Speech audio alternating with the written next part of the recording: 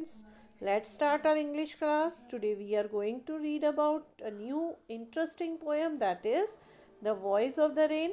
It is written by Walt Whitson. Okay, now by seeing the title of the poem, it will be understood as The Voice of the Rain.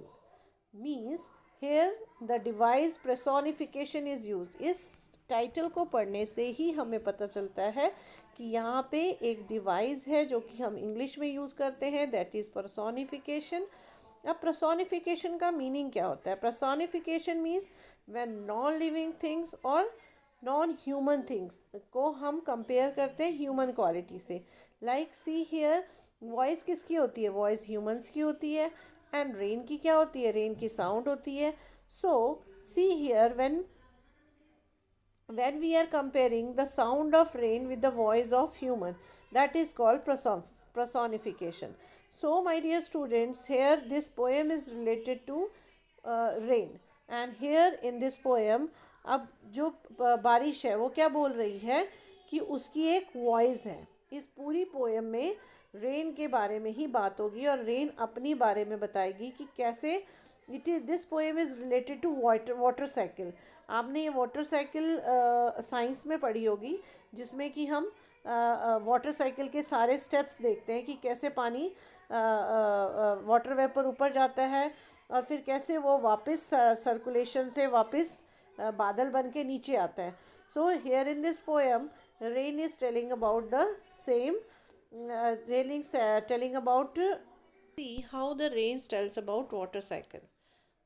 Okay, shall I start reading the poem? Yes. So see here, and who art thou? Said I to the soft falling shower. Which strange to tell? Give me an answer as here translated. So art is a old fashion word, वो पहले use किया जाता था। इसका मतलब होता है R and THOU, that is this is thou means you. ये भी ओल्ड फैशन वर्ड है, पहले हम यू के लिए दो यूज़ करते थे। Here I is what? I is a poet here and who are you? Said I. Here यहाँ पे पोएट पूछता है किससे? रेन से, कि who are you to the soft falling shower. किससे पूछता है? सॉफ्ट फॉलिंग शार से, जो कि छोटी छोटी बूंदे बारिश की बूंदें पड़ रही हैं। ठीक है, उससे वो पूछता है which strange to tell, give me an answer as here translated. अब क्या बोलती है? Here the rain has given an answer and he translated in the poem by the in this poem by the poet.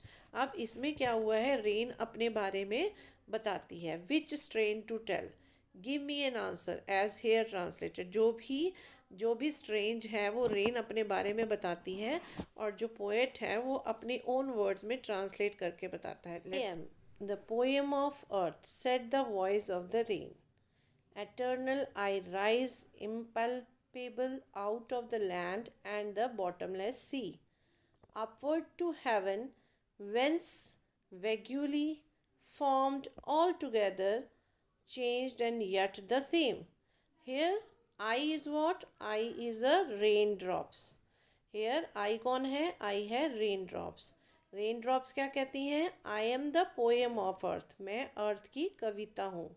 Who said the voice of the rain means rain अपनी voice में कहती है कि मैं क्या हूँ? मैं poem हूँ अर्थ की। Eternal, I rise impalpable out of the land and the bottomless sea. अब एटर्नल का यहाँ पे मीनिंग क्या है? नेवर एंडिंग, जिसका कोई एंड नहीं होता। तो ये क्या बोलती है कि अब पैल्पेबल का मीनिंग है विच वी कान टच, जिसको हम टच नहीं कर सकते। ठीक है, out of the land and the bottomless sea. अब वो बारिश क्या कहती है कि मैं राइज करती हूँ कहाँ से? नीचे, लैंड से एंड द बॉटमलेस सी से मैं क्या करती हूँ? राइज करती हूँ, ऊपर उठती हूँ, जिसको आप टच नहीं कर सकते। Here the concept is evaporation, जब पानी वाटर वेपर इवेपोरेट होता है। ठीक है, this here the concept is related to the evaporation. उसके बाद क्या होता है? वो क्या बोलती है बारिश? रेन क्या कहती है? Upward to heaven. अब मैं यहाँ से ऊपर की तरफ जाती हूँ। हेवन मीन्स ऊपर आसमान में जाती हूँ, स्वर्ग में जाती हूँ. Whence, here the whence is also a old fashion word, archaic word. It means from where, मतलब जहाँ से. From where. Vaguely, vaguely means which is not clear, मतलब बादल की, धुंधला धुंधला बादल बन जाता है. From an all together change and yet the same. उसके बाद जब मैं बूंदे, मैं यहाँ से वेपर्स बन के ऊपर जाती हूँ तो मेरा क्या, मेरी फॉर्म चेंज हो जाती है, मैं बादल में चेंज हो जाती हूँ. इट मीन्स क्लाउड्स बन जाती हूँ. एंड यट द सेम, उसके बाद फिर मैं वही सेम पोजीशन पे आ जाती हूँ. मीन्स वाटर साइकिल, आपको अगर रिमेंबर है तो आपको सारी साइकिल आपके सामने सीन आ गया होगा. Now see here, I descended to lave the droughts, atomic atomies, dust layers of the globe. I descend means fall down. अब मैं क्या करती हूँ, अब बारिश कहती है कि आई descended to lave the draught.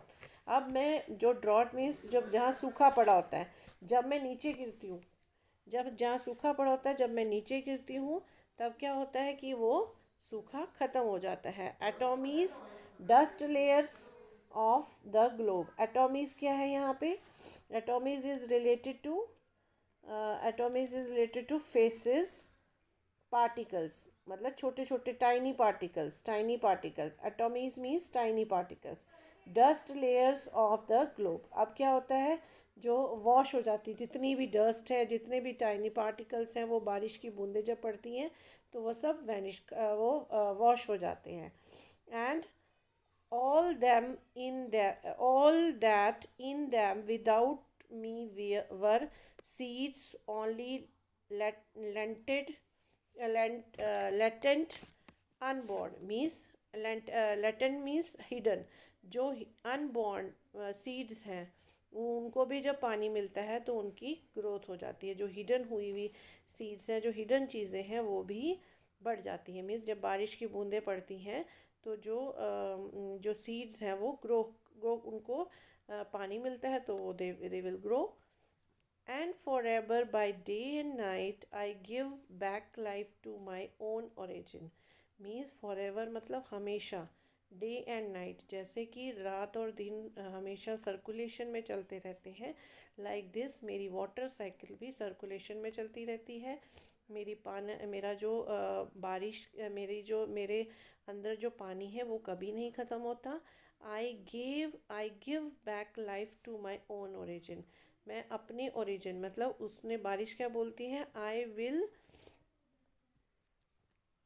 To my origin, वो अपने ओरिजिन के बारे में बता रही है सारी. I will give life to my origin, वो मैं सबको लाइफ देती हूँ. मैं मतलब वापस बन के फिर, मीन्स एक बार मैं ऊपर क्लाउड्स बनती हूँ, फिर क्लाउड्स बनने के बाद फिर नीचे आ जाती हूँ, अपने आप को हम, और मैं अपने आप ओरिजिन कर लेती हूँ. And make pure and beautified, इससे, और मैं हर चीज़ को प्योर और ब्यूटीफाई करती हूँ, सुंदर बना देती हूँ. जब बारिश की बूंदें पड़ती हैं तो जब प्लांट्स ग्रो करते हैं, ग्रीनरी हो जाती है, इट लुक्स वेरी ब्यूटीफुल ना. तो यही है कि मैं बारिश की जो बूंदें हैं, मैं सारे माहौल को प्योर एंड ब्यूटीफाई कर देती हूँ. Now see here at the last, for song, here for song issuing for its birthplace after fulfillment wandering, racket and or unracket, duly with love returns. Here यहाँ पे के कौन है, यहाँ जो पोएट हैं अपने सॉन्ग को रेन से कंपेयर करते हैं, रेन की वाटर साइकिल से कंपेयर कर रहे हैं. जैसे कि ही सॉन्ग साइकिल, वो जो पोएट की सॉन्ग साइकिल है वो ओरिजिनेट करता है, स्टार्ट होता है, वॉन्डर करता है, सब लोगों तक वो पहुंचता है. फिर जो हमारे जो सिंगर हैं, हमारे जो पोएट हैं, सॉन्ग को परफॉर्म करते हैं, फिर उनकी पब्लिसिटी होती है. After that he will get reward in the form of award, उनको एक अवार्ड के रूप में एक रिवॉर्ड मिलता है. सो ऐसे ही जो हम सॉन्ग है उसकी भी साइकिल ऐसे ही चलती है जैसे कि रेन की साइकिल चलती है. और जैसे रेन को कोई फ़र्क नहीं पड़ता, उसकी साइकिल वैसे ही रेगुलर चलती रहती है, वैसे ऐसे ही जो हमारे पोएट हैं उनकी सॉन्ग को भी कोई फ़र्क नहीं पड़ता कि वो उनको रिवॉर्ड मिल रहा है कि नहीं, वो हमेशा वाटर साइकिल की तरह चलते ही रहते हैं। जैसे कि rain can purify something, rain सब चीज़ों को प्यूरिफाई कर देती है, तो ऐसे ही सॉन्ग जो है, हाँ, सॉन्ग जब उसकी पब्लिसिटी हो जाती है, मतलब लोगों को अच्छा लगता है, जब उसे अवार्ड मिलता है, लोगों का लव मिलता है, तो वो उसको रिटर्न में मिल जाता है। मीन्स जब हम कोई सॉन्ग लिखते हैं उसको हम उसके बाद जब वो परफॉर्मेंस हम देते हैं, उसकी पब्लिसिटी होती है, हमें जब रिवॉर्ड मिलता है, तो that is the love of the audience, audience का लव होता है जो हमें वापस मिलता है। फिर हम ओरिजिनेट होते हैं। Like this all the water cycle is going on, whether it is a song of poet और whether it is of rain. तो आप जो पोएट हैं वो अपने सॉन्ग को कंपेयर कर रहे हैं रेन से।